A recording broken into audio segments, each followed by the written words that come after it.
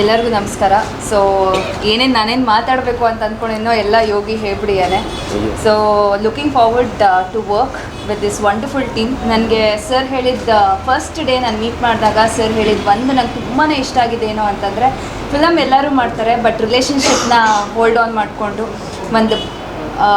ಒಂದು ರಿಲೇಷನ್ಶಿಪ್ಗೆ ವ್ಯಾಲ್ಯೂ ಮಾಡಿ ಒಂದು ಫಿಲಮ್ ಮಾಡೋಣ ಅಂತಂದರು.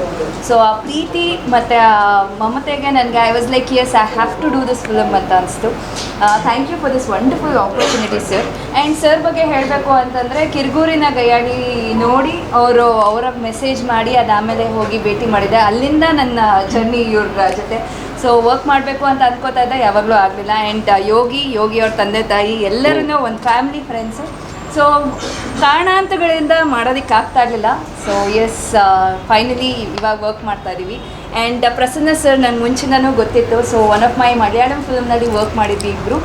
ಅಂದರೆ ಒಂದು ರ್ಯಾಪು ಬಿಲ್ಡ್ ಮಾಡ್ಕೊಂಡಿದ್ವಿ. ಸೊ ಅವ್ರ ಜೊತೆ looking forward to work with you sir.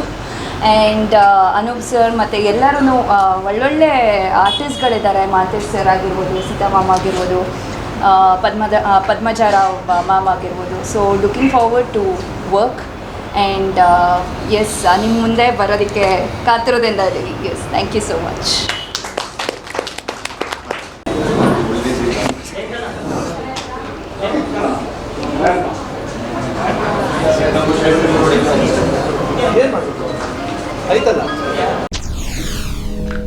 SS TV cinema ಜಗತ್ತಿನ ಕ್ಷಣ ಕ್ಷಣದ ಸುದ್ದಿಯೊಂದಿಗೆ.